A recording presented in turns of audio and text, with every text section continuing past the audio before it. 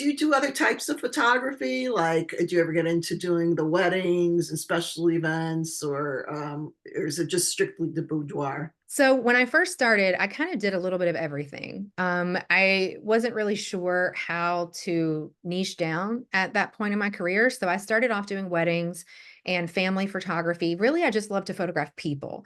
But I've even done real estate photography in the past. But in the years that I've been doing this, I've slowly narrowed everything down to where right now, 99% of what I do is boudoir or fantasy photography for women.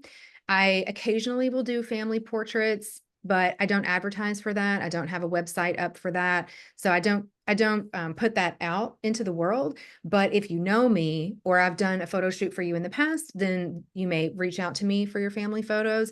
I do love photographing children. I think there's something really magical about capturing their spirit. I did my last wedding 2 years ago, and I have no regrets. I no longer photograph weddings anymore. So I've had people reach out to me about it, but I have had the pleasure of saying I no longer photograph weddings. Uh, it's just, I not know, really what right? I'm into. You have to deal with all the emotions and the bridezillas and everything, and everybody else that wants their opinions done, I'm sure. Yeah. You know, That's a tough gig, weddings. wedding photography is very challenging, and Um, I feel like I'm so thankful that I've never really had a true bridezilla, even in the hundreds of weddings that I've photographed. uh, But the problem that what I don't love about shooting weddings is that you're not just a portrait photographer, and that's what I excel at is portraits.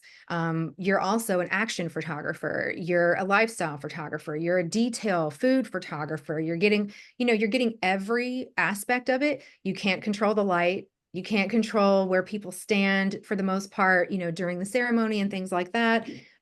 It's very high pressure. So you literally have a split second to capture certain moments. And if you don't have the right focus and the right lighting in the exact right moment, then you miss that. You miss it.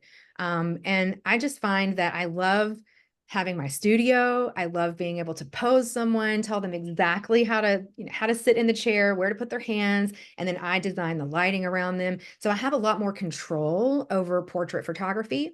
And this far into my career, that's really what I want is to be able to control the environment, so that I can help provide the best experience for people. And even though I've photographed some beautiful weddings, and I'm very pleased that families will have, those images to look back on for generations, it doesn't quite suit me anymore to do that.